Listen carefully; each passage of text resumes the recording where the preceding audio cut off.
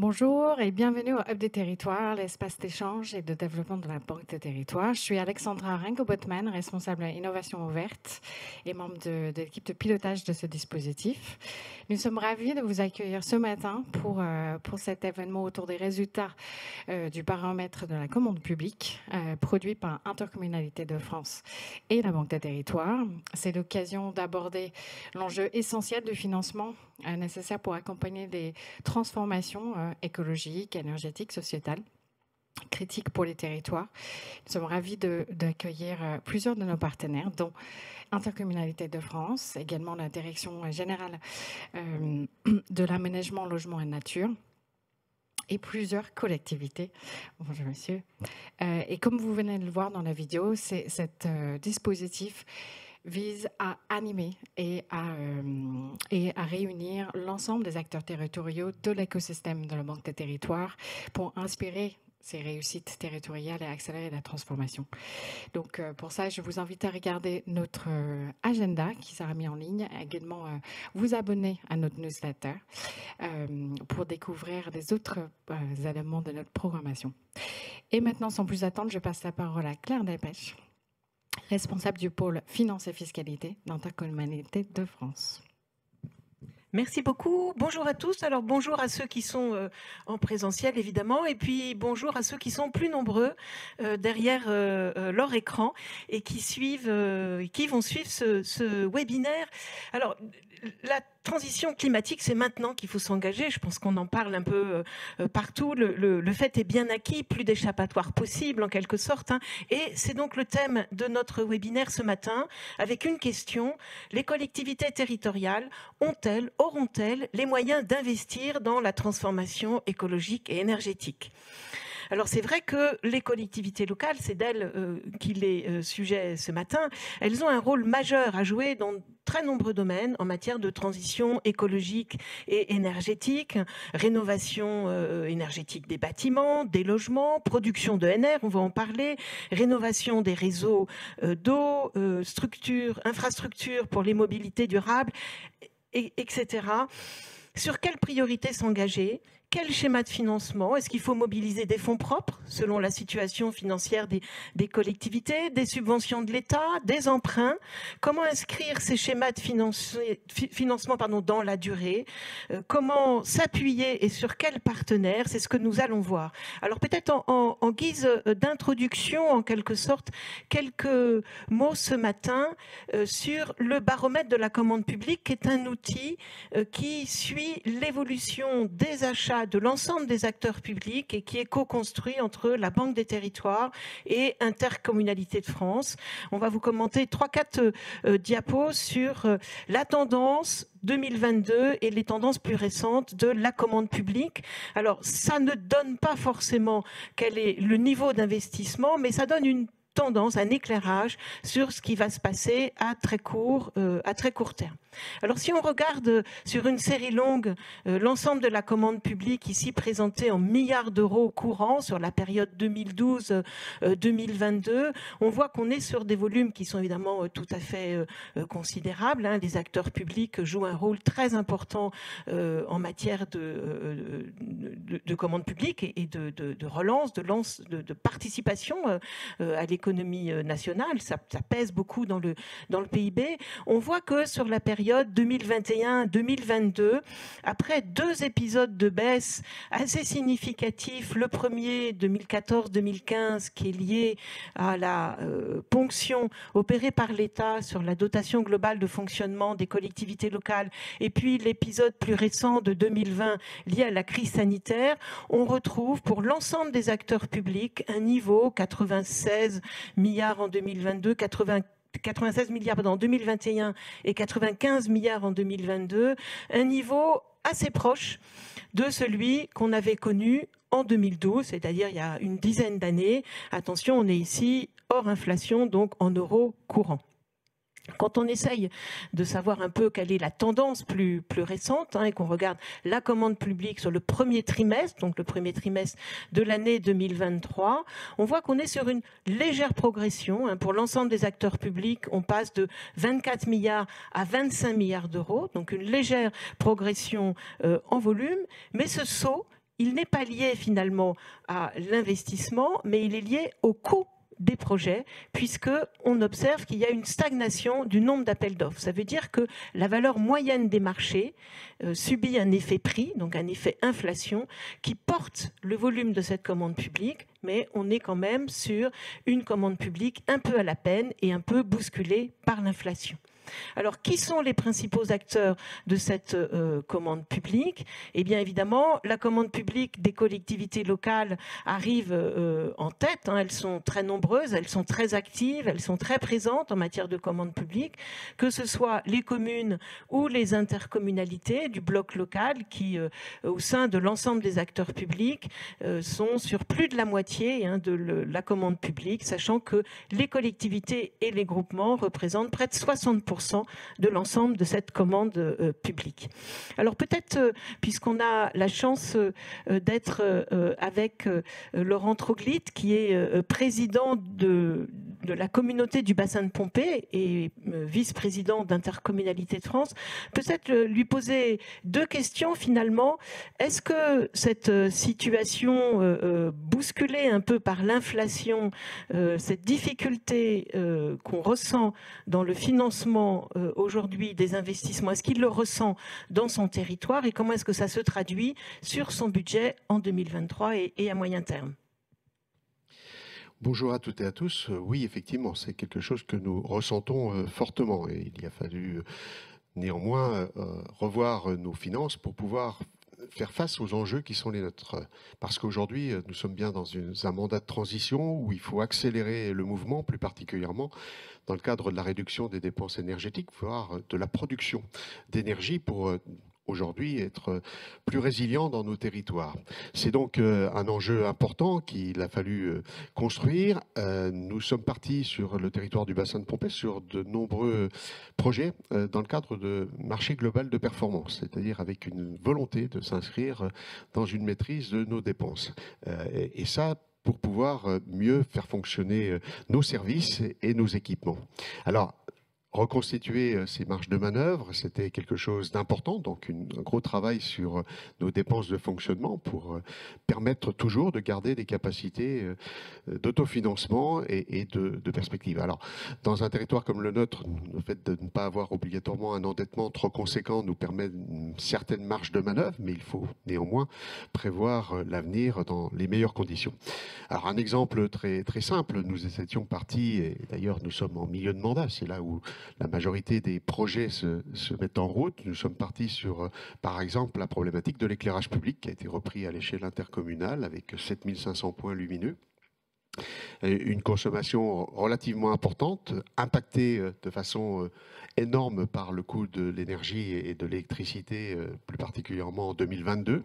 Ça commence à se stabiliser un petit peu au moment où nous lancions ce projet, mais c'est un marché global de performance qui veut changer l'ensemble des points lumineux d'ici 4 ans pour avoir 84% d'économie d'énergie au bout du travail, avec une volonté d'être dans une smart lighting, c'est-à-dire une gestion intelligente de notre éclairage public qui allie bien entendu la dépense énergétique, la qualité de l'éclairage public, mais aussi un respect de la biodiversité. Alors dans cette démarche, nous avons eu la chance de pouvoir, avec la Banque des Territoires, contracter un prêt e-tracking en fin d'année 2022 qui va se déployer sur les 4 ans, qui couvre à peu près 70% de l'investissement et qui nous permet effectivement de finalement permettre le remboursement de ce crédit au travers des économies d'énergie qui sont constatées avec l'amélioration de l'éclairage public et surtout dans le cadre de sa dépense énergétique.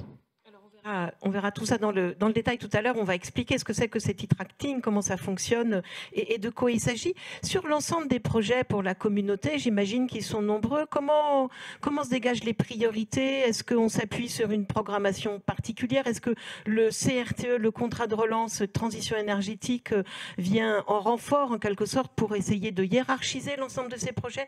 Comment ça s'est passé? Il y a finalement une recherche de convergence entre plusieurs éléments. Un, les investissements qui sont nécessaires par renouvellement des équipements et qui ne méritent pas obligatoirement d'attendre. Il y a ceux qui, effectivement, vont permettre un retour sur investissement très rapide en termes d'économie d'énergie. Et puis, il y a ceux qui vont finalement répondre à un certain nombre d'opportunités et de financements possibles au travers des différents fonds que CRTE ou fonds verts qui sont offerts par l'État. Donc une convergence qui essaye de regarder comment annualiser ces investissements et surtout les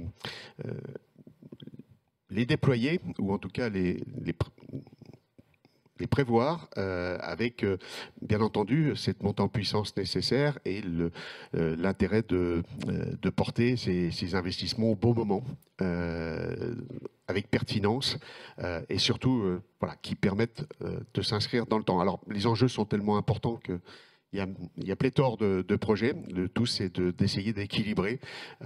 Et cet équilibre, c'est surtout une maîtrise de l'endettement, de nos marges d'investissement, de notre autofinancement. Et puis, bien entendu, je l'ai dit, ce qui, de toute façon, a un retour le plus rapide possible sur investissement en termes de coûts de fonctionnement. C'est ce qu'on va voir ce matin. Il y a beaucoup d'outils finalement, il y a beaucoup de dispositifs qui existent aujourd'hui. Comment s'y retrouver dans ces nombreux dispositifs, lesquels choisir, quelle est la vocation, la finalité de chacun d'entre eux. On a beaucoup d'intervenants ce matin dans ce webinaire qui vont vous présenter ces différents dispositifs et je vais peut-être commencer par le fonds vert dont on a beaucoup parlé, qui a été mis en place dans le cadre de la dernière loi de finances, un volume important puisque ce fonds vert, il est doté de 2 milliards d'euros, qui sont des crédits qui sont déconcentrés au niveau local pour le financement d'investissements dédiés à la transition énergétique et écologique. Et la Première ministre a annoncé la pérennisation de ce fonds vert. Donc, on va se tourner vers Sylvie Escande-Villebois, qui est directrice de projet et qui pilote cette mission performance à la DGLN, à la Direction générale de l'aménagement de la nature et des paysages, sur ce fonds vert et qui a une vision d'ensemble. Donc elle va nous dire un peu à la fois comment s'organise le fonds vert dans sa déclinaison dans les territoires et finalement quels sont, alors je ne sais pas si on peut parler véritablement de premiers résultats, mais en tout cas de premières tendances à la fois sur les types de projets et la façon dont ça fonctionne. C'est à vous. Très bien. Bonjour à tous. Merci beaucoup pour votre invitation. Ravie de partager ce webinaire. Et donc, effectivement, le fonds vert qui a été cité par le précédent intervenant, eh bien, c'est un fonds pour l'accélération de la transition écologique dans les territoires. Le fonds vert, c'est son nom courant, on va dire, et plus facile à retenir. Eh bien, ce fonds qui porte l'accélération dans son appellation, il a connu effectivement un démarrage très rapide puisqu'il a été créé par la loi de finances pour 2023. C'est donc sa première année et comme vous venez de le dire, Claire Delpech, il a été doté donc pour cette première année de 2 milliards d'euros et la Première ministre a annoncé effectivement sa pérennisation pour 2024. Alors, un petit mot de son démarrage pour vous dire que au stade où nous en sommes, il y a à peu près 13 000 dossiers de demande qui ont été déposés et qui représentent à peu près 4 milliards, un peu plus de demandes d'aide et des projets pour un volume de 18 milliards d'euros de dépenses. Et donc c'est extrêmement encourageant parce que ça montre bien en fait la dimension et le nombre très très important des projets sur le territoire. Le fonds vert, de ce point de vue, fait un peu office de révélateur de tous ces projets qui sont ceux des collectivités territoriales, puis également de leurs partenaires, de leurs opérateurs. Alors, donc pour l'instant, sur la gestion du fonds, on en est à l'instruction, bien sûr, et 2800 dossiers ont déjà pu être acceptés, mais on en a encore beaucoup d'autres qui sont en cours d'instruction. Alors, je vais y revenir un petit peu sur le contenu hein, de ce fonds, mais aux chiffres, je voulais juste aussi vous donner un petit aperçu de qui sont ces porteurs de projets derrière ces milliers de dossiers. Eh bien, beaucoup de communes de moins de 10 000 habitants, mais ça correspond tout à fait à la structure de notre paysage territorial, y compris les petites communes. Et donc, en fait, toute la diversité des communes, des intercommunalités est représentée parmi les porteurs de projets du Fonds vert. Vous avez sur la diapositive quelques chiffres qui concernent plus particulièrement les intercommunalités, puisqu'elles jouent un rôle très certainement essentiel, soit pour déposer des dossiers correspondant à leur domaine de compétences, soit pour accompagner les communes dans l'élaboration de leurs projets. Et on parlait à l'instant également des contrats de relance et de transition écologique. Eh bien, des projets qui ont fait l'objet sont issus directement de ces contrats de relance et de transition écologique qui ont été sans doute une façon de préparer cette démarche de transition écologique. Et certains inverse qui ne figurent pas encore dans ces contrats pourront rejoindre ce projet de territoire. Alors, donc, voilà, on va passer au contenu de ce fonds vert. Alors, ce fonds vert, il comporte 14 portes d'entrée. 14 portes d'entrée pour atteindre les grands objectifs de la transition écologique. Vous avez sur la partie gauche de la diapositive le rappel de quelques-uns de ces très grands objectifs de la transition écologique que vous connaissez certainement en matière de rénovation énergétique, en matière de protection des aires naturelles, en matière de réduction des émissions de gaz à effet de serre. Et donc, l'ensemble de ces grands objectifs, qui sont des objectifs nationaux, parfois même internationaux, qui engagent la France, eh bien, se déclinent et ont une correspondance dans l'une des 14 portes d'entrée du Fonds vert pour donc collectivement et avec l'appui des collectivités territoriales, on a vu leur poids dans la commande publique, eh bien, permettre d'atteindre et de se rapprocher le plus possible de ces objectifs. Donc la spécificité du Fonds vert, c'est que pour les collectivités, c'est une vision transversale de la transition écologique. Il y a beaucoup de dispositifs qui existent. Le Fonds vert permet, dans une première approche, d'avoir une déclinaison à travers ces 14 portes d'entrée sur la plus grande diversité des axes de la transition écologique. Alors, ça s'organise en 3 axes, justement. Un premier axe sur la performance environnementale, avec notamment la modernisation de l'éclairage public, qui a été cité tout à l'heure, mais également la rénovation énergétique, qui est un des éléments majeurs de la transition écologique. Alors, si on peut rester sur la précédente diapo, s'il vous plaît. Voilà, merci beaucoup. Et puis, donc ça c'est le premier axe. Et puis également, dans ce premier axe de performance environnementale, la valorisation et le tri des biodéchets, qui là aussi peuvent être un apport énergétique tout à fait important. Donc ce sont des mesures qui comportent en elles-mêmes, et ça a été dit à propos de tout à l'heure, qui comportent en elles-mêmes une certaine rentabilité même dans les économies qu'elles permettent. Deuxième axe de ces portes d'entrée du Fonds vert, c'est celle qui concerne l'adaptation au changement climatique. Et on le voit tous les jours, bien sûr, eh bien, c'est l'adaptation à un certain nombre de risques croissants qui peuvent être des risques localisés, dépendant de la géographie. Je pense par exemple aux risques particuliers en montagne ou sur le littoral, ou qui peuvent être des risques plus généraux et qui atteignent beaucoup de territoires, les risques inondations par exemple, mais aussi la prévention des risques incendies de forêt. Et puis, dans cette adaptation au changement climatique, on le sait, il faut adapter aussi le cadre de nos villes et de nos villages. Et c'est le cas de la porte d'entrée qui finance les opérations de renaturation, qui permettent notamment de désimperméabiliser, de faciliter l'alimentation des nappes phréatiques avec le retour de l'eau, et puis de limiter aussi les risques d'inondation tout en apportant un confort à nos concitoyens. Il y a dans ces portes d'entrée une porte qui est une porte transversale et qui est un appui à l'ingénierie. Parce qu'au-delà de l'ingénierie qui est propre à chacun des projets, eh bien, les collectivités peuvent avoir besoin évidemment d'un appui plus général pour faire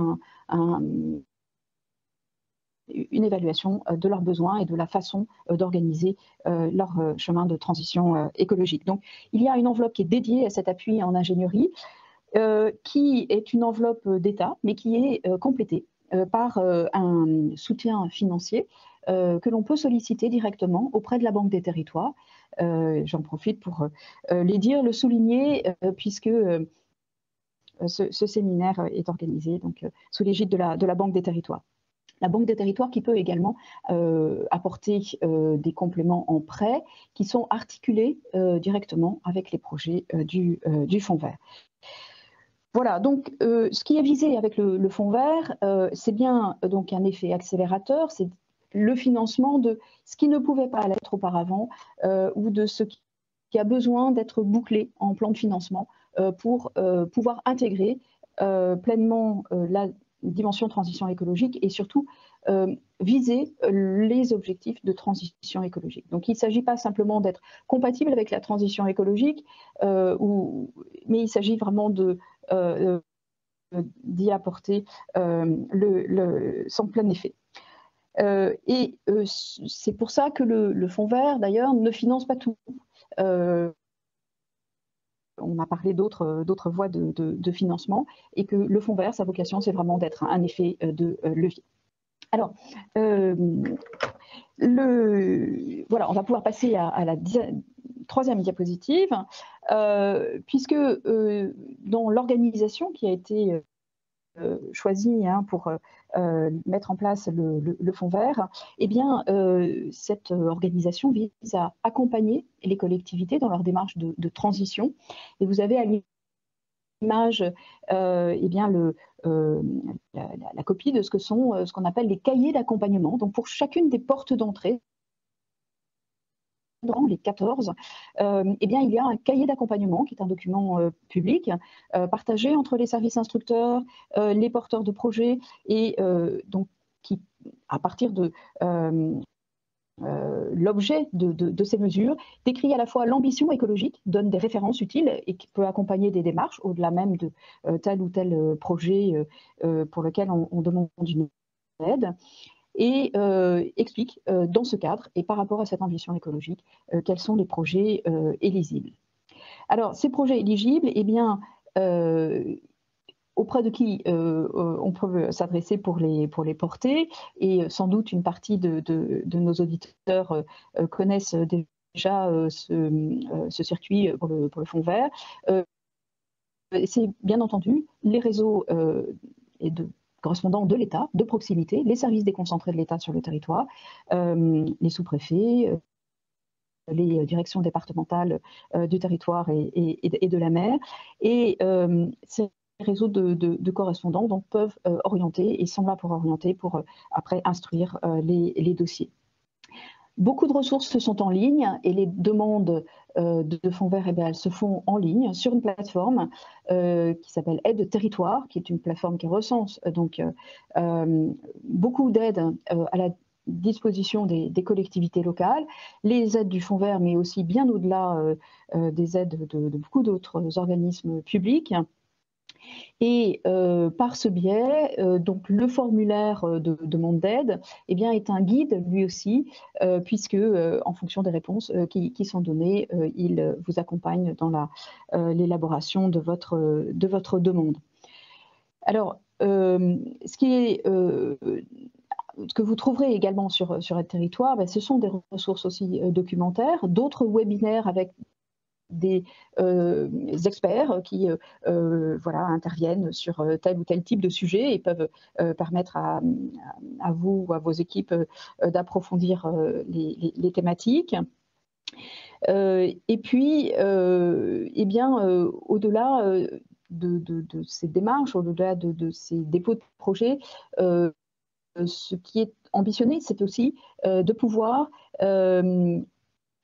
avoir progressivement une vision de plus en plus large de la façon dont la transition écologique se déploie sur le territoire, donc des besoins, et on l'a vu, le Fonds vert sert de révélateur en quelque sorte des besoins sur le territoire, montre qu'il y a beaucoup de projets, beaucoup de porteurs de projets potentiels pour porter cette transition écologique dans les territoires.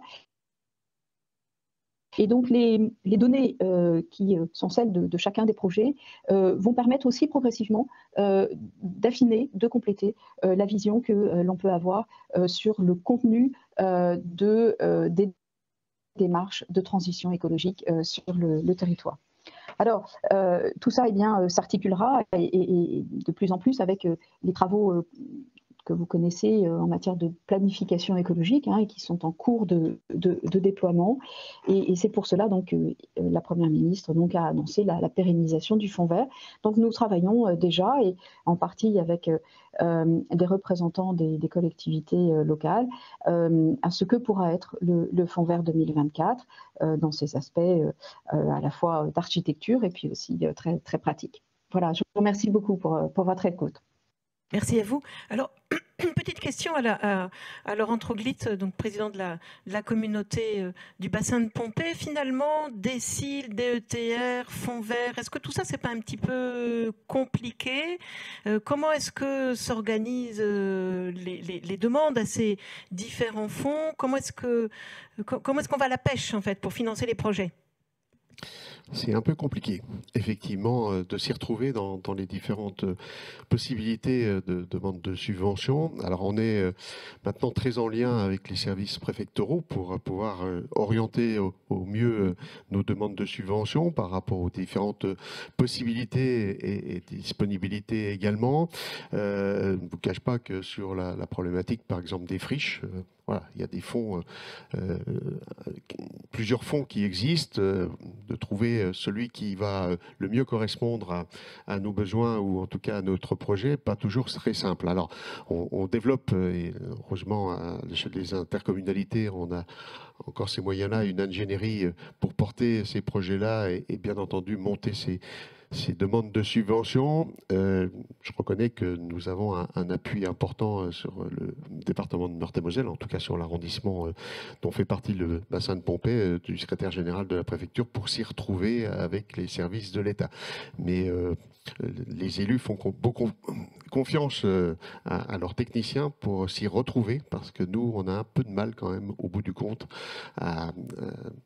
à trouver la bonne porte d'entrée, même si elle se fait et puis les projets avancent. Mais c'est un peu complexe dans tous les porteurs de projets, y compris sur des problèmes de renaturation, entre les possibilités au travers des agences de l'eau, de l'ADEME, du Fonds vert, de la TSIL.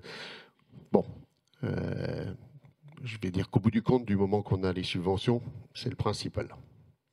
Voilà, il faut être pragmatique. Alors quand même, on reparlera d'ingénierie tout à l'heure et je vais demander à Pierre Laurent, qui est directeur du développement de la direction des prêts de la Banque des territoires, de venir nous rejoindre. Mais peut-être une question qui nous vient des personnes qui sont connectées sur la question de l'ingénierie. Et notamment, vous nous avez dit, beaucoup de petites collectivités sont demandeuses de ce fonds vert. Comment ça se passe et quel type d'ingénierie? Est-ce que vous financez des missions d'AMO? Est-ce que ce sont des agents qui contractent localement? Comment est-ce que vous allez en quelque sorte au-devant de ces projets, puisque vous nous avez dit c'est un révélateur de projets, mais il faut que révélation il y ait.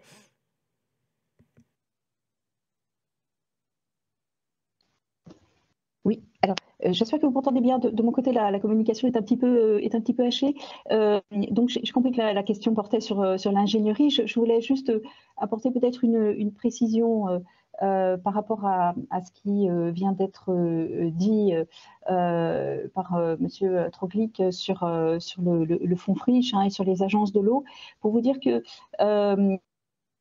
en matière de recyclage des friches et en matière de renaturation, c'est le fonds vert qui intervient à titre principal et que l'on veille justement à avoir un collectif d'instructeurs. Donc, c'est ce que cherche et c'est ce que fait aussi le fonds vert, c'est de rassembler les différents services, donc les agences de l'eau, l'ADEME, les directions départementales des territoires sont en lien pour instruire les dossiers sur ces sujets-là. Donc, quel que soit l'interlocuteur auprès de qui vous vous adressez, la liaison et l'articulation est faite ensuite. Alors, sur l'ingénierie, pour ne pas être très longue, je vous renverrai au accompagnement qui est publié sur l'ingénierie et qui justement a cherché aussi à recenser et donc à donner, je ne dirais pas un catalogue, mais en tout cas une vue d'ensemble des différents vecteurs d'ingénierie, des différents prestataires, des différents opérateurs en matière d'ingénierie. Il y a des opérateurs publics comme par exemple le CEREMA. Il y a des financeurs comme par exemple l'ANCT qui intervient à travers les directions départementales des territoires. Et puis il y a beaucoup de prestataires privés également. Et parfois des prestataires associatifs. Donc le cahier d'accompagnement vous donne une vision d'ensemble en fonction des besoins et le fonds vert peut apporter son appui. Comme je l'ai dit également, la Banque des territoires. Et il faut savoir qu'en enveloppe financière, sur le volet ingénierie, c'est la Banque des territoires qui a les financements les plus importants, puisqu'une enveloppe de 200 millions d'euros a été identifiée, consacrée par la Banque des territoires sur ce volet-là. Donc, fonds vert ou Banque des territoires, il peut y avoir tous les types d'ingénierie qui peuvent être financés selon les besoins du territoire. Et cela s'ajoute à l'ingénierie par projet, donc qui, elle, bien sûr, fait partie de la demande au titre du projet lui-même. Bien, merci beaucoup. Alors, ça fait une excellente transition sur la séquence suivante. Et je vais m'adresser donc à Pierre Laurent, que je salue. Donc, vous avez évoqué, Madame Escande-Villebois, une articulation entre ce que fait le fonds vert et cette question d'ingénierie, mais aussi des fonds assez importants, puisque la Caisse des dépôts met, je crois, 1,2 milliard de prêts. Alors, ce sont des prêts spécifiques. Donc, vous allez nous expliquer un petit peu de quoi il s'agit, des prêts sur le long terme et en quoi ils sont plus intéressants finalement que le reste. Très bien, merci. Bonjour à tous. Donc peut-être pour rentrer directement dans le vif du sujet, on peut présenter la première slide qui vous synthétise l'origine principale de notre ressource qui est celle de l'épargne populaire. Donc c'est assez singulier puisque la quasi-totalité des ressources que l'on met à disposition des projets au bénéfice des collectivités, mais aussi des bailleurs sociaux, vient de cette épargne populaire qui a énormément collecté ces dernières années. Donc pour mémoire, c'est une ressource qui aujourd'hui s'élève à plus de 590 milliards d'euros. Donc vous voyez que c'est tout à fait conséquent. Sur cette ressource, 60% est centralisée à la Caisse des dépôts, donc à la Banque des territoires, et ensuite elle est redistribuée sous forme de projets citoyens, donc au plus près des territoires, donc une forme de circuit court au bénéfice des collectivités et des bailleurs sociaux. Donc voilà, donc c'est quand même quelque chose de tout à fait particulier et avec, je vais y revenir, des spécificités liées à cette ressource. Donc slide suivante. Voilà, donc les principes d'intervention sont là aussi très différents d'une banque classique, puisque nous soutenons les projets d'intérêt général en accompagnant les politiques publiques. C'est vraiment ça la mission de la Banque des territoires. On n'intervient pas pour financer des budgets, on n'intervient pas pour financer des entreprises ou des collectivités, on intervient pour financer des projets, et uniquement des projets. Donc tout ce que l'on va financer est vraiment fléché sur les projets. Et on a deux intentions quand on finance un projet. C'est d'une part de générer des externalités positives, c'est-à-dire des bénéfices sociaux ou environnementaux liées à ces projets, et aussi intervenir lorsqu'il y a des carences de marché, lorsque les banques, les financements bancaires eux-mêmes ne peuvent pas délivrer. Ça peut être le cas des crises financières ou lorsque nous proposons des caractéristiques que les banques commerciales ne proposent pas. Donc, slide suivante, je vais aller assez vite pour insister sur ce point. Donc, ce qui va faire la spécificité de l'intervention de la Banque des Territoires, c'est que la tarification de nos prêts ne va pas être fonction comme les banques habituelles le font, c'est-à-dire en fonction de la qualité de crédit et des durées. Ce sont les deux critères qui déterminent le taux d'un prêt. La tarification va se faire en fonction du caractère social ou environnemental du projet. Donc plus les ambitions sociales ou environnementales seront fortes, plus le taux d'intérêt sera bas. Et ça, c'est très important parce que la logique économique sous-tendue, c'est qu'à travers nos financements, on prend en charge une partie du surcoût lié aux ambitions du projet. Et on sait que quand il y a de fortes ambitions, c'est beaucoup plus difficile à équilibrer. C'est des projets en particulier? Il y a des thématiques spécifiques? Je vais y venir. Pour vous détailler ça, vous allez voir, en matière de T2E, on couvre la quasi-totalité des champs en la matière. Donc c'est très important parce qu'une petite collectivité, et l'essentiel de nos prêts sont à destination des toutes petites collectivités, notre prêt moyen doit être autour d'1 million d'euros, voire un peu moins. Donc toutes les collectivités ont accès, au même titre que les plus grandes ou les plus solides, à des financements au même taux. Voilà, donc les durées sont indépendantes les taux sont indépendants des durées. Et enfin, on finance du très long terme. Et ça, c'est aussi un aspect sur lequel il faut insister, dans la mesure où nos financements, grosso modo, commencent pour la plupart à 25 ans et plus. On peut financer jusqu'à 40 ans, 50 ans, 60 ans sur certaines infrastructures. Et là, il y a un vrai intérêt des collectivités à se poser la question des maturités, dans la mesure où il est toujours plus intéressant, lorsqu'on a un projet, d'adosser l'amortissement technique à l'amortissement financier, de telle sorte que les investissements assez lourds, comme les infrastructures de mobilité, de la rénovation thermique de bâtiments publics, peuvent entraîner des dépenses assez importantes et peuvent obérer les capacités d'investissement si elles sont remboursées sur des durées trop courtes. Alors que quand on est comme sur des infrastructures assez importantes ou comme les réseaux d'eau, on peut les étaler sur la durée de vie des investissements, la durée de vie technique, l'amortissement, et ainsi préserver ces capacités d'investissement pour d'autres projets qui, eux, s'amortissent peut-être à des durées plus courtes. Voilà, et je vais peut-être pour avancer, laisser peut-être le place à quelques questions. Alors, en matière de T2E, on couvre tous les domaines, la rénovation des bâtiments, les énergies renouvelables, la mobilité douce et décarbonée, tous les schémas liés à la biodiversité, la sanctuarisation des fonciers, des zones de captage, etc., la lutte contre la pollution, et puis tout ce qui est circuit court et transition alimentaire. Voilà, donc je ne détaille pas, mais vraiment ça couvre l'intégralité des champs, on va dire, en matière de T2E. Mais alors, est-ce que vous pouvez nous donner des exemples de projets que vous avez financés comme ça sur du très long terme? Vous évoquez des petites collectivités, mais souvent les petites collectivités, elles portent aussi des plus petits projets, donc ils sont moins adaptés, on va dire, à ces investissements, et elles font plutôt le choix de faire payer le contribuable d'aujourd'hui plutôt que le contribuable de demain, finalement. Alors, des exemples, je pourrais vous en citer deux. Un premier exemple, c'est la rénovation d'une école, puisque nous venons de lancer le plan EduRénov tout récemment, avec de très fortes ambitions d'accompagner les collectivités locales, donc à la fois en financement, mais aussi en ingénierie, de telle sorte qu'elles puissent avoir des ambitions sur la performance énergétique et aussi le confort de l'école et son usage. Un parc scolaire qui aujourd'hui est très souvent vieillissant et mérite d'être rénové.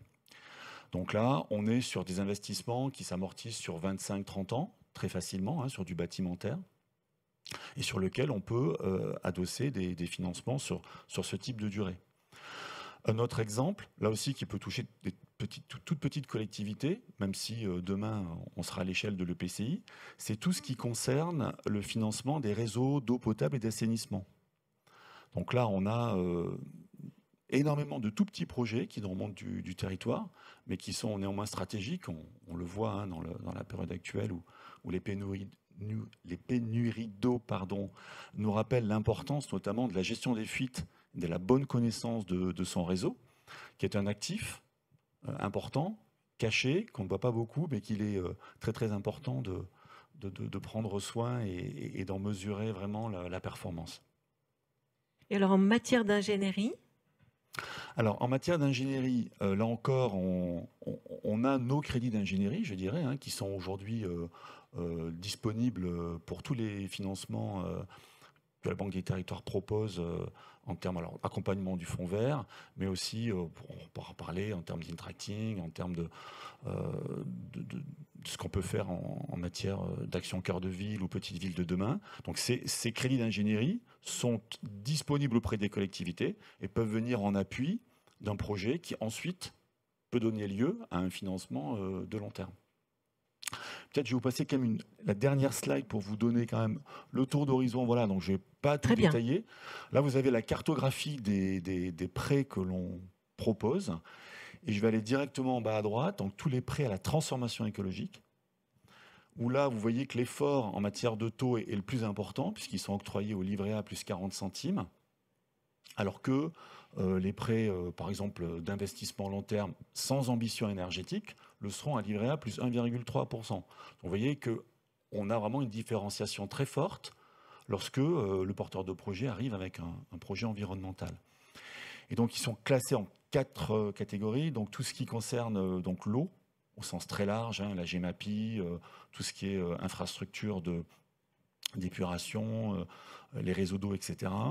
Tout ce qui concerne la mobilité, tout ce qui concerne la rénovation des bâtiments publics, et on parlera, Sébastien, tout à l'heure du financement intracting innovant pour des gestes plus simples et efficaces en matière de rénovation, et la relance verte, dans lequel on retrouve les énergies renouvelables, la biodiversité, etc.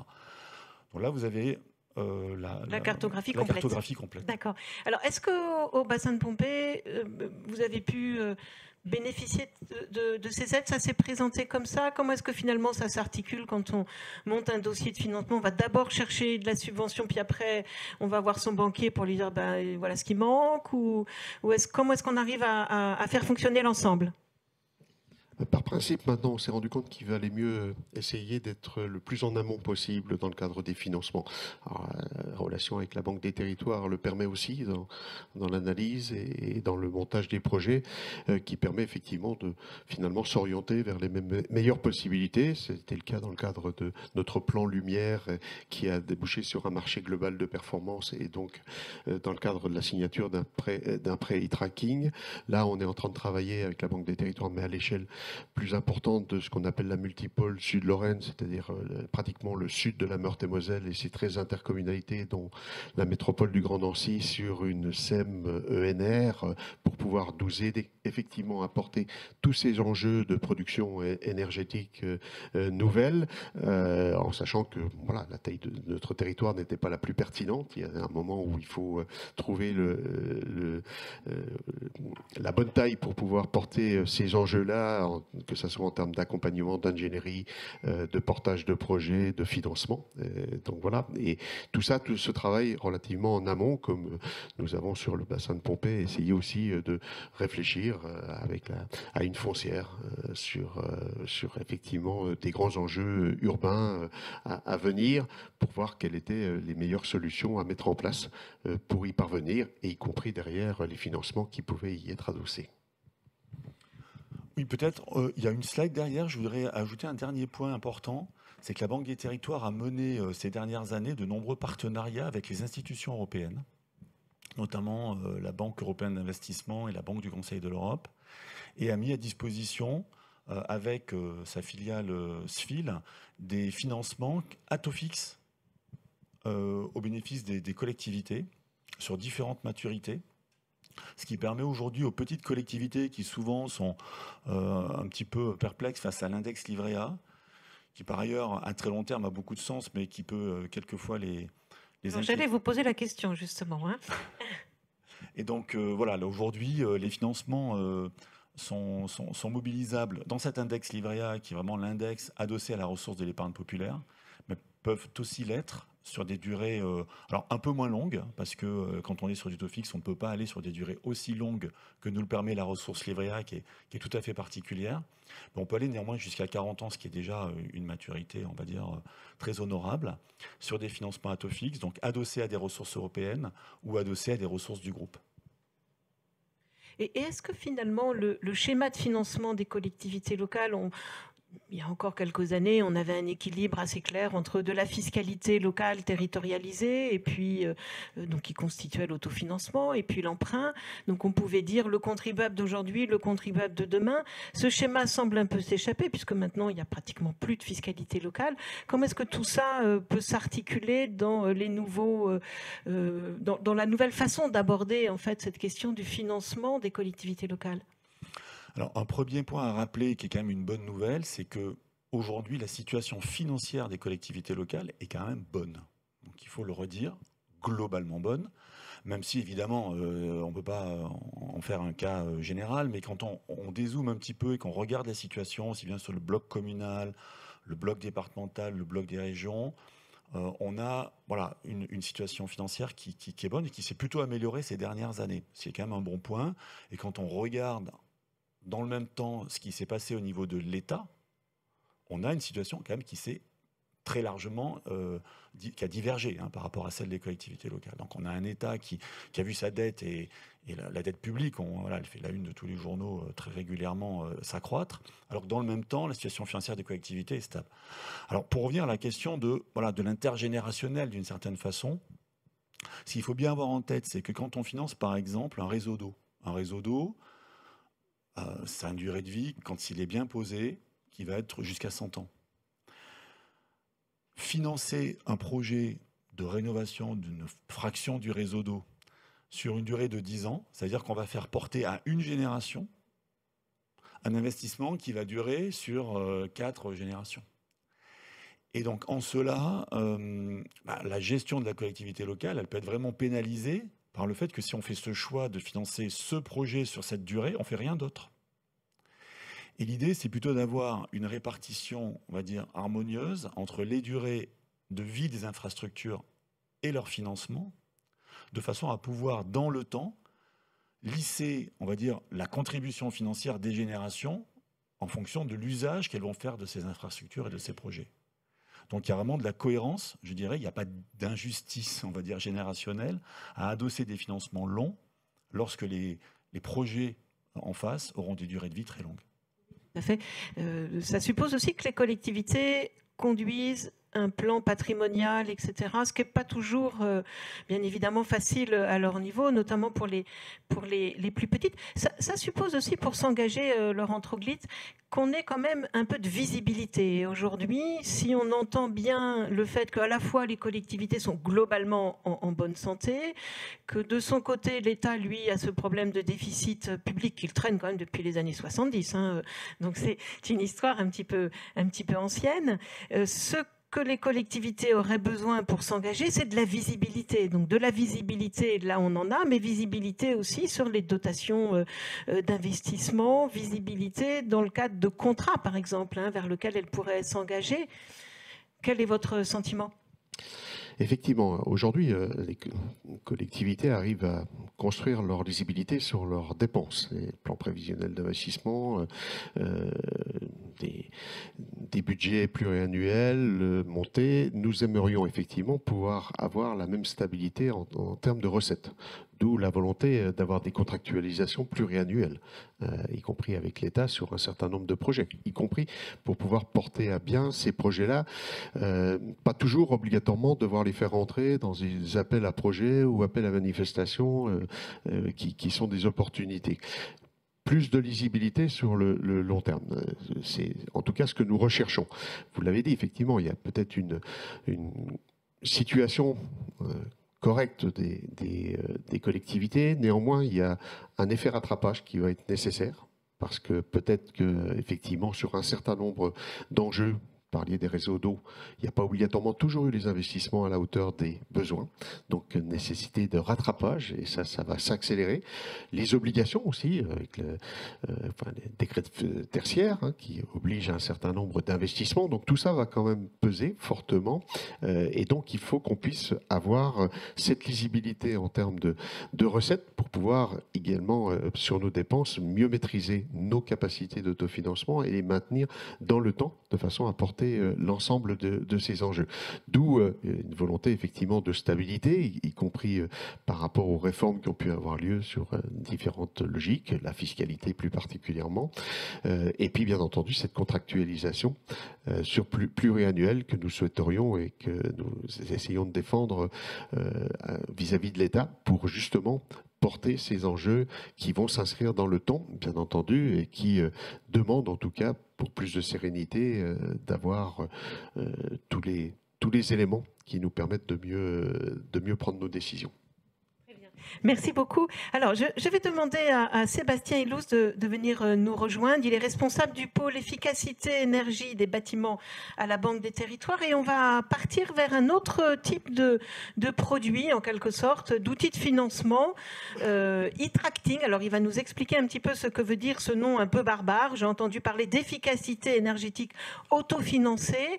Et alors, Sébastien Ilous va nous présenter un petit peu le schéma global, comment ça fonctionne, et puis on aura tout de suite derrière un témoignage, celui de la communauté d'Épinal qui a eu recours à ce type de financement et qui va nous expliquer un petit peu comment et dans quel contexte. Alors, à vous la parole.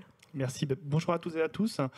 Effectivement, pour vous parler un petit peu de l'e-tracting, avant, il faut que je vous parle plus largement du contexte de rénovation des bâtiments publics. Donc là, il y a une petite cartographie que je vous ai préparée qui présente un petit peu bien les différentes surfaces sur le tertiaire public. Donc c'est 350 millions de mètres carrés. Et puis on a à peu près 250-280 millions de mètres carrés pour les collectivités territoriales, donc les communes, les régions, les départements, sur quelque chose qui est hyper diffus, qui adresse à la fois les bâtiments administratifs, les équipements sportifs, l'enseignement. Donc là, on a une grande diversité et il faut effectivement mettre tout ça en mouvement pour pouvoir, ça a été dit déjà ce matin, traiter les questions de réduction des consommations énergétiques, de réduction des émissions de gaz à effet de serre, le fameux décret tertiaire issu de la loi Elan là, qui impose pour tous les bâtiments de plus de 1 mètre carré de réduire ses consommations de moins 40% à horizon 2030. Donc 2030, c'est demain, à une échelle patrimoniale. Et moins 40%, c'est pas rien, c'est assez significatif. Et donc dans les discussions qu'on a eues depuis de nombreuses années, d'abord avec les universités, ensuite avec les bâtiments des collectivités, on s'est aperçu qu'il y avait une difficulté dans l'organisation et la planification, justement, on en parlait tout à l'heure, de ce passage à l'action. Donc on a mis en place un petit parcours, enfin parcours de la rénovation énergétique, c'est le slide suivant.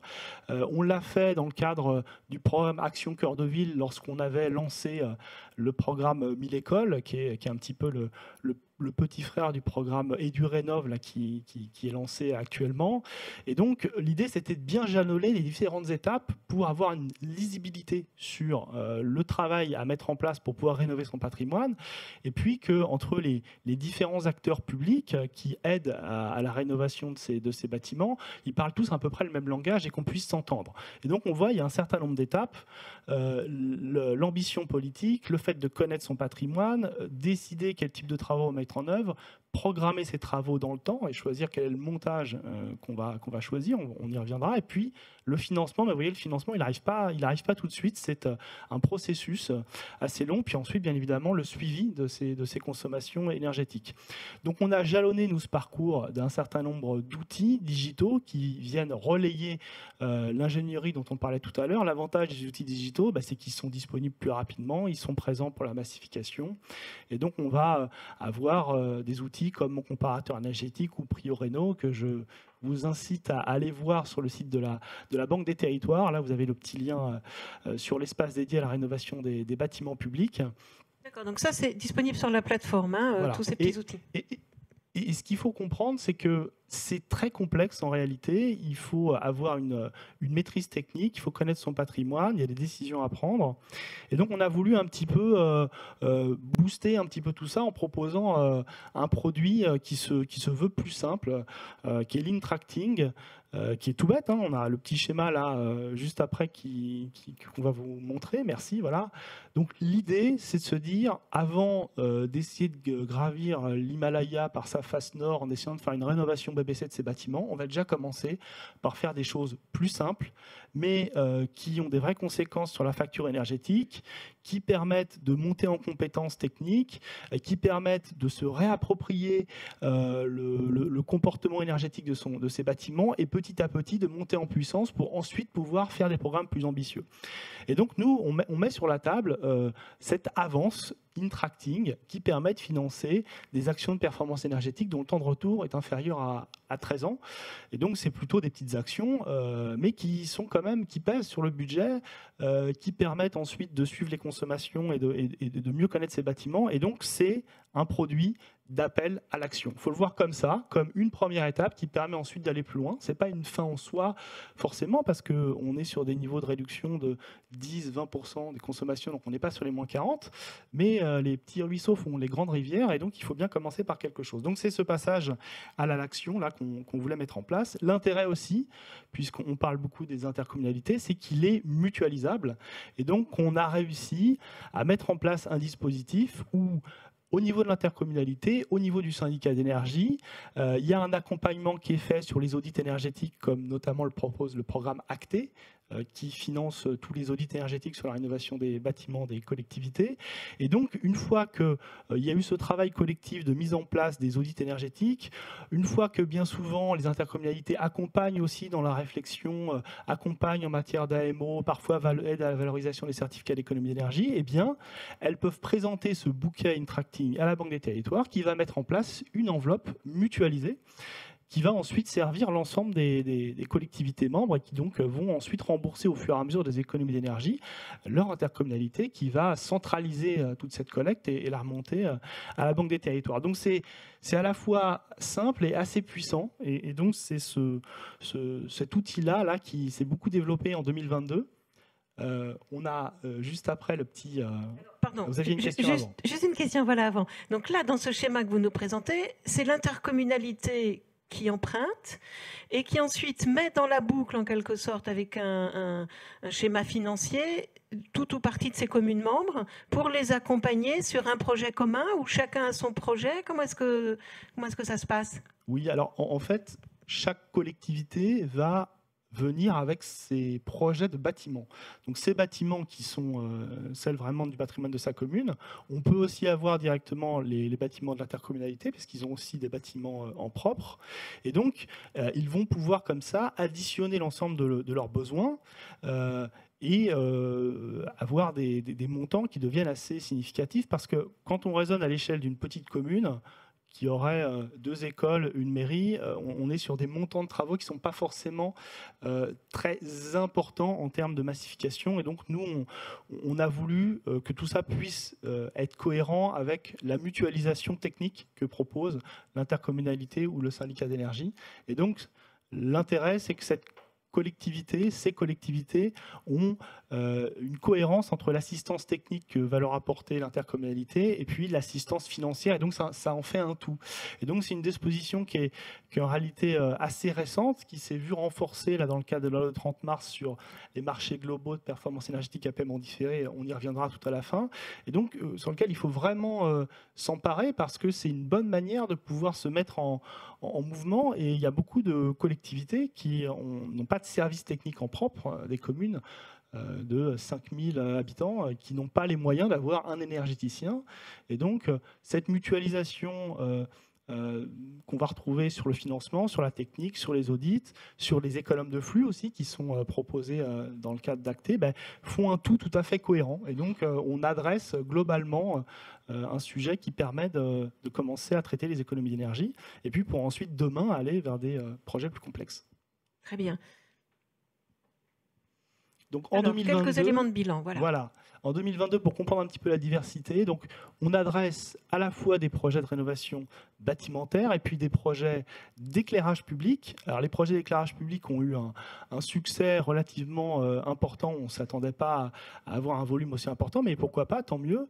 Le sujet de l'éclairage public, déjà, c'est un sujet qui est visible. C'est un sujet qui permet aussi de passer ces fameux pics de la demande d'électricité l'hiver. Donc on est bien content de pouvoir soulager le réseau électrique français grâce à ces réductions de consommation. C'est des projets qui vont relativement vite et puis c'est aussi des projets qui ont l'avantage de pouvoir à la fois mettre en valeur le patrimoine des collectivités parce que en refaisant l'éclairage, on a une qualité qui est quand même supérieure, et puis à la fois de pouvoir préserver la biodiversité parce que c'est un éclairage qu'on pilote mieux, qu'on contrôle mieux, sur lequel on dirige mieux les flux lumineux et qui évite de perturber la faune et la flore. Et ça, c'est aussi très important de pouvoir agir sur ce sujet-là en même temps. Et puis on va retrouver ensuite des bâtiments d'enseignement, des bâtiments, tout type de bâtiments publics en fait, qui sont présents sur ce bilan 2022. On retrouve à peu près pareil en 2023. Pour vous donner un ordre d'idée, sur 2022, c'est 221 gigawattheures économisés, c'est à peu près 46 000 foyers, plus d'1 million de mètres carrés de bâtiments, plus de 500 000 points lumineux. Donc c'est pas rien quand même si c'est qu'un début, et c'est tout à fait complémentaire avec les rénovations plus lourdes. Là, on voit que les projets mutualisés font florès. Hein. C'est près de la moitié des offres que vous avez fait sur le bilan 2022. On voit aussi que l'ADR Auvergne-Rhône-Alpes est plus particulièrement en avance. Je ne sais pas si c'est comme ça qu'il faut le dire. Il y a une explication régionale, il y a plus de besoins ou c'est simplement le hasard Alors, non, il y a des régions qui sont plus ou moins dynamiques, plus ou moins portées sur ce sujet, qui sont plus ou moins pionnières, mais on voit, si on regarde la carte, voilà, qu'en fait, c'est quand même assez réparti, cet essaimage. Et ce qui est très intéressant, si vous voulez, c'est que quand un ou des élus dans leur territoire font appel à ce dispositif, il y a beaucoup de bouche à oreille en réalité, et c'est beaucoup comme ça que ça fonctionne, et c'est comme ça que ça se propage, parce que voilà, nous depuis Paris on peut prêcher la bonne parole, mais c'est la réalité du terrain qui parle surtout. Et puis je voulais terminer, puisque justement je vous disais que cet in-tracting est un appel à l'action et pas une fin en soi, sur un autre dispositif, qui est un dispositif qui est autorisé à titre expérimental sur une durée de 5 ans, qui a été autorisé très récemment, la loi du 30 mars 2023, le marché global de performance énergétique à paiement différé, là qui a l'avantage de pouvoir combiner l'ensemble des leviers de la performance énergétique. Alors bien évidemment la phase travaux, mais aussi ce qui se passe en exploitation et en pilotage des bâtiments. Et ça aussi, c'est un levier très précieux parce qu'il est moins capitalistique, il coûte moins en investissement et il est tout aussi efficace. Et puis quand on aligne à la fois la maîtrise de la conception, de la réalisation et de l'exploitation, eh bien, on peut garantir la performance énergétique. Alors je précise, garantir la performance en kilowattheure plus qu'en euros, mais ça permet aussi du coup de pouvoir planifier sur de long terme la trajectoire énergétique de ces bâtiments et puis d'avoir l'assurance que cette réduction va être significative, gravée dans le marbre dans le cadre d'un contrat. Et donc nous, on incite très fortement les collectivités qui le souhaiteraient à pouvoir se lancer dans ce dispositif. Et puis, on va les aider, notamment en travaillant sur les études préalables. Il est possible aussi que ces contrats de performance se fassent justement dans un cadre mutualisé, qui est une autre possibilité du texte, qui peut être très intéressante. Et donc, on compte bien prendre part à ces réflexions. Et je fais, si je puis dire, un appel aux élus qui souhaiteraient se lancer dans ce dispositif. On est là pour pouvoir réfléchir avec eux sur la meilleure manière de le mettre en place. Alors, je suis sûre qu'ils vont vous entendre. Peut-être qu'on va avoir tout de suite une illustration de ce dispositif avec la communauté d'agglomération d'Épinal. Julie Osdej, je ne sais pas si vous nous entendez. Vous avez donc conduit chez vous ce type de projet d'efficacité énergétique autofinancé. C'est vous qui m'avez traduit cet anglicisme en quelque sorte. Et je vous laisse la parole pour que vous nous expliquiez un petit peu ce que vous avez fait. Comment ça s'est passé chez vous? Oui, bonjour à tous. En effet, l'Intracting, quand il a été démarré, on va dire, au niveau de la communauté d'agglomération d'Épinal, on a essayé de traduire un peu le mécanisme qui vient d'être expliqué aux élus par cette nouvelle appellation qu'on appelle donc l'efficacité énergétique autofinancée. Déjà, pour vous camper un petit peu le décor, la communauté d'agglomération d'Épinal, c'est 78 communes, 116 000 habitants, une ville-centre de 32 000 habitants, et un territoire très étendu puisqu'elle représente un tiers du département des Vosges. Et c'est une intercommunalité jeune, puisqu'elle est dans son périmètre actuel depuis le 1er janvier 2017. Donc, qui dit intercommunalité jeune, dit une certaine méconnaissance de son patrimoine, puisqu'aujourd'hui, on a plus d'une centaine de bâtiments en gestion. Et qu'à l'époque des différents transferts, on n'avait pas forcément les bons éléments de données pour bien connaître et maîtriser ce patrimoine, et notamment sa performance énergétique. Très important aussi, sur notre intercommunalité, sur les 78 communes, on a plus d'une cinquantaine qui fait moins de 1000 habitants, donc une agglomération très rurale, et un rôle très important de l'agglomération d'accompagnement de ces communes dans leurs projets. On a mis en place une logique d'assistance à maîtrise d'ouvrage auprès des communes, que ce soit dans les domaines des différents travaux, des marchés publics, de la recherche de subventions aussi, puisqu'on a un poste dédié sur le financement des opérations. Et l'enjeu également de transition et d'économie d'énergie fait partie de cet accompagnement de la collectivité auprès des communes.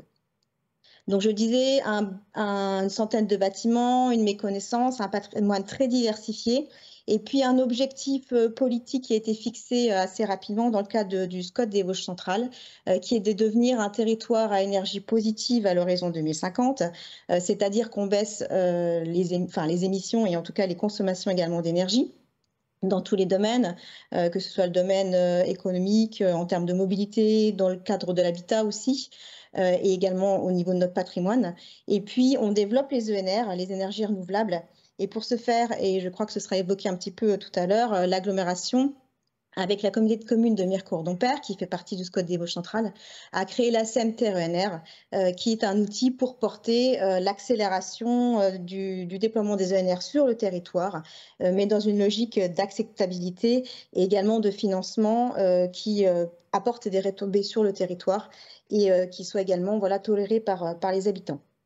Donc ça, c'était un petit peu pour vous camper le décor au niveau de la mise en place de l'Intracting ou de l'EA en ce qui concerne l'agglomération. On a, dans un premier temps, réalisé des audits sur le patrimoine communautaire, mais également sur le patrimoine des communes. On avait pour ce faire retenu une trentaine de bâtiments au niveau de l'intercommunalité et une trentaine des bâtiments également des communes. L'agglomération a porté l'étude qui a été cofinancée par la Banque des Territoires, mais aussi via le dispositif ACTE qui a été cité tout à l'heure, et via également Climaction. Pourquoi Climaction? Parce que on a cerné, on va dire, les travaux Intracting à mener dans le cadre de cet audit, mais on a également élargi ce spectre d'audit pour pouvoir avoir un état des lieux le plus exhaustif possible des travaux à mener en termes de rénovation énergétique et pour pouvoir développer par la suite justement ce qu'on évoquait en termes de financement pluriannuel de notre PPI, tout ce qui est rénovation sur le patrimoine et ce qui nous a permis de décliner de façon pluriannuelle nos engagements en termes de rénovation du patrimoine.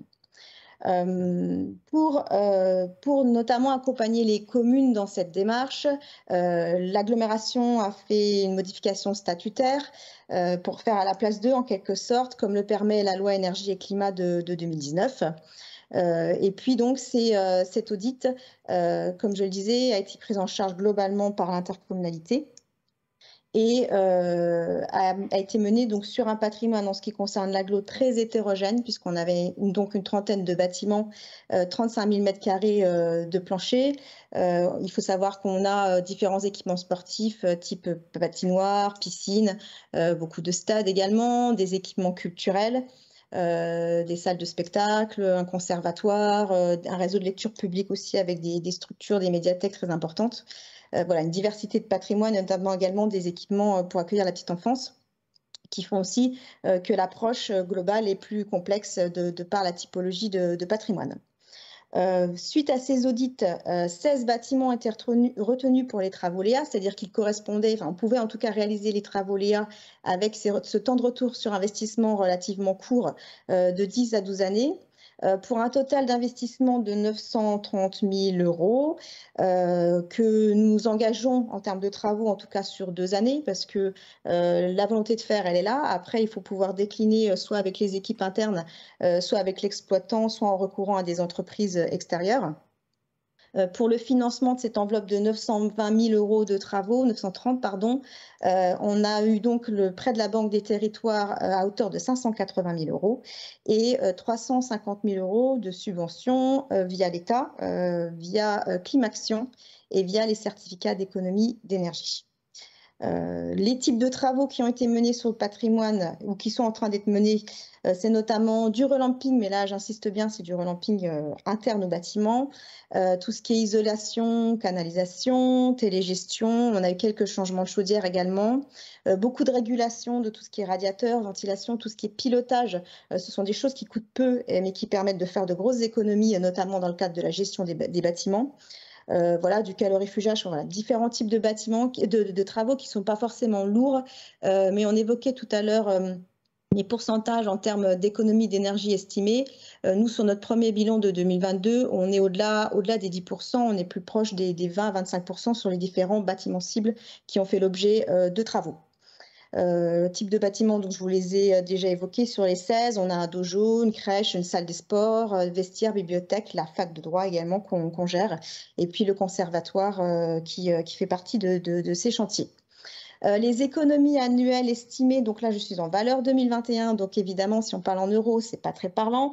C'est 830 MWh sur l'année. C'était à l'estimation 2021 45 000 euros, 53 tonnes de CO2 évitées aussi en termes de bilan de gaz à effet de serre, et puis un temps de retour sur investissement sur la collectivité de 7 ans. Comme c'était évoqué par M. Ilouz, le fait que les communes étaient auditées ne veut pas dire qu'elles se sont elles-mêmes engagées via un dispositif Intracting, parce que il faut quand même travailler sur cet effet de masse pour pouvoir notamment recourir à l'emprunt et travailler sur ces mécanismes financiers. Par contre, elles se sont toutes engagées via d'autres mécanismes potentiels sur des travaux ou en tout cas sur des actions. Donc ça permet cette prise de conscience. J'abonde aussi sur le fait que, en effet, l'Intracting, c'est pas une fin en soi, mais c'est vraiment plutôt pour s'engager sur cette logique de boucle vertueuse de rénovation du patrimoine et d'une vision pluriannuelle. Et que c'est un effort de territoire, en effet, ce n'est pas que pour l'intercommunalité, mais c'est aussi pour les communes. L'objectif, c'est vraiment de tous s'entraîner dans ces dispositifs. Et nous sommes actuellement, bien entendu, très à l'écoute et très vigilants sur les nouveaux dispositifs qui peuvent apparaître. Et je rejoins M. Trobik sur la nécessité également, dans la logique de nos plans pluriannuels d'investissement, d'avoir cette on va dire, sécurisation des financements pluriannuels de ces travaux. Voilà. Merci beaucoup. Alors, on voit bien que c'est plus une démarche, en fait, pilotée par la communauté d'agglomération d'Épinal qui emmène tout ou partie de ces communes. Ça suppose quand même, dans la phase d'audit et d'évaluation, de recensement de l'état des lieux, en quelque sorte. Alors, je ne sais pas si on peut parler de plan patrimonial à l'échelle de l'intercommunalité, mais cette phase-là me semble très, très importante. Quand vous l'avez conduite, vous avez dû ressortir avec une montagne de projets. Comment est-ce que les choses se sont finalement hiérarchisées et qu'est-ce qui a été... quelle analyse vous avez pu faire de tout ça ? Alors aujourd'hui, on n'a pas listé l'ensemble du patrimoine des communes qui pourraient éventuellement bénéficier de cet accompagnement. Par contre, au moment des audits, quand on leur a proposé de nous rejoindre, on a donné des critères, c'est-à-dire qu'aujourd'hui, on a des communes qui ont potentiellement du patrimoine qui est peu utilisé, donc ce n'est pas forcément non plus l'objectif et la priorité d'intervenir sur ce type de patrimoine. Vous avez également du patrimoine qui fait preuve potentiellement potentiellement d'inconfort, que ce soit en été, en hiver, donc peut-être prioriser vis-à-vis de ces patrimoines immobiliers. Enfin voilà, on avait fixé un certain nombre de critères auprès des communes pour identifier les bâtiments qui rentreraient dans les audits. Alors c'est une première porte d'entrée, mais on n'a pas réalisé un inventaire global à l'échelle du territoire. Voilà, on connaît notre patrimoine. On a aussi forcément une bonne connaissance du patrimoine de la ville-centre. Pour les autres communes, même si on les accompagne déjà depuis un certain temps, on n'a pas fait rentrer l'ensemble du patrimoine du territoire dans cette logique en tout cas. Très bien, merci. Alors, il nous reste plus beaucoup de temps, mais c'est très intéressant cette expérience à Épinal. Mais comme il nous reste plus beaucoup de temps, je vais inviter le dernier intervenant, Jérémy Lépollard, qui est donc responsable territorial, cette fois-ci sur les partenariats. Donc là, on va partir sur l'économie mixte. On a vu les outils de financement. Maintenant, on est plus sur la construction des partenariats et peut-être remettre un peu les choses dans la vision globale, le financement des projets via l'économie mixte. Qu'est-ce qu'on peut faire? Comment ça fonctionne? Et Claire, en fait, mon propos va être très bref, parce que je vais très vite donner la parole à Jérôme Legovic, de l'agglomération de La Rochelle, qui va se joindre à nous et qui va expliquer un petit peu son projet justement de CMENR. Alors déjà, peut-être pour parler rapidement d'entreprises publiques locales, ce sont des satellites de collectivités, ce sont des sociétés prévues par le Code de commerce, contrôlées pas aussi par le CGCT évidemment, dans lesquelles les collectivités sont généralement actionnaires majoritaires, voire uniques, et potentiellement minoritaires, c'est le cas des CEMOP. Et c'est vrai qu'elles ont depuis les dernières années là, elles sont largement développées sur en particulier l'énergie, parce que je pense qu'il y a une flexibilité sur la comptabilité notamment, que ça répond à un certain besoin effectivement d'élus, d'avoir une visibilité aussi sur l'action publique à long terme avec une dotation en capital en une fois qui permet après de mettre en œuvre la politique publique. Alors ça, c'est un petit graphique que vous pouvez retrouver sur la Fédération des EPL, et vous voyez, il y a 1400 EPL aujourd'hui en activité, dont 250, un peu moins de 250 sur la transition écologique. La Fédération des EPL ne prend pas en compte le bloc TE, ça va sans doute évoluer, mais là vous voyez, vous avez les entreprises du numérique, donc c'est pas 249, c'est un peu moins de 249. Et ce qui est intéressant là-dedans, c'est la dynamique en fait des CMENR. Vous voyez qu'en quelques années, il y en a plus de 20 qui se sont créés pour une capitalisation de 50 millions d'euros. Quand vous capitalisez une CMENR de 50 millions, ça veut dire que vous allez peut-être faire à peu près 250 millions d'euros d'investissement sur le territoire, puisque vous avez de la dette derrière qui vous permet de tout ça. Et la réalité aujourd'hui, elle est celle-ci. La quote-part des SEM, des investissements des SEM dans les CMENR, donc dans les SEM de développement d'énergie renouvelable, c'est 300 MW crête. On estime que 300 MW crête, c'est à peu près l'équivalent de 75 000 foyers. Donc aujourd'hui, alimenté quelque part par de la production énergétique liée directement au capital que les collectivités ont investi dans les SEM. Alors, je ne vais pas vous dire à quel point nous on aime ça, et nos chiffres évidemment qui illustrent cette dynamique et à quel point on accompagne les collectivités qui ont des projets de CMENR. Je vais aller très très vite par rapport à ça. Ayez en tête quand même que pour nous, une CMENR, ça n'a du sens que si elle participe au développement, c'est-à-dire en amont des projets, le cas échéant avec des développeurs.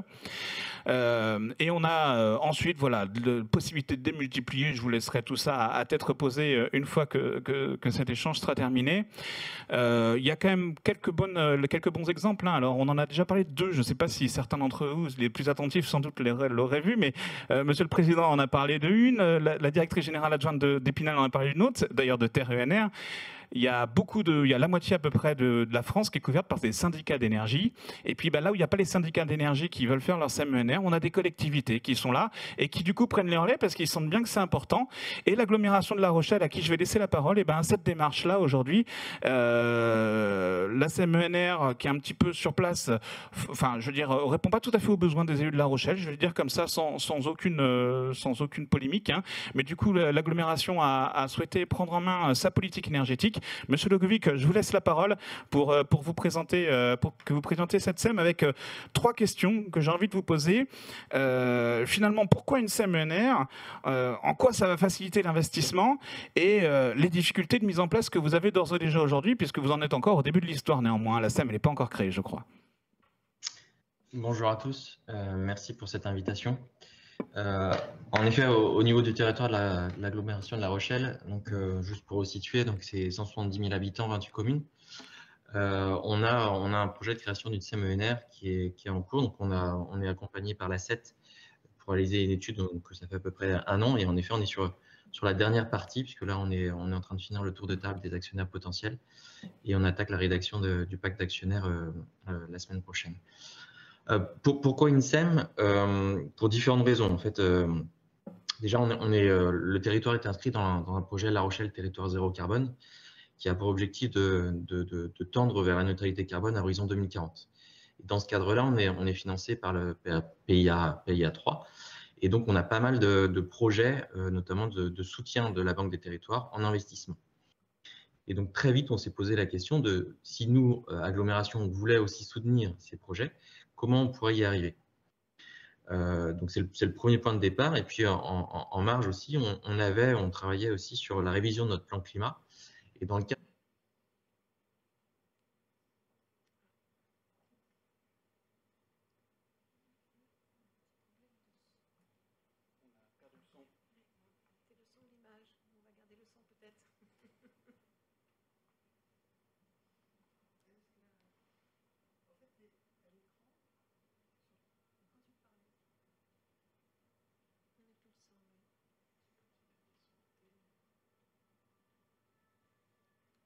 Alors, on a perdu le son de Monsieur Legovic, mais on a sa présentation, mais je pense qu'on va récupérer le son. Je suis en train de parler depuis tout à l'heure. Sans... Voilà, ça y est, on vous avez perdu. Bon voilà, je crois que là, voilà. Est-ce que vous avez entendu le début ou pas du tout? Alors, on a entendu un petit peu du début, mais très vite, on vous a perdu. D'accord. Donc, je disais deux points qui nous ont fait réfléchir à la création d'une SEM sur le territoire. Le projet La Rochelle Territoire Zéro Carbone, qui va permettre de développer, où on s'est posé la question comment nous, agglomération, on pouvait investir dans les projets qui étaient inscrits dans ce projet. Et deux, un retard en termes de développement des énergies renouvelables très important sur le territoire. On a à peine 10% notre énergie qui est produite localement, alors qu'on a beaucoup de gisements solaires, gisements éoliens, gisements méthanisation, et donc un retard certain sur le développement de ce projet.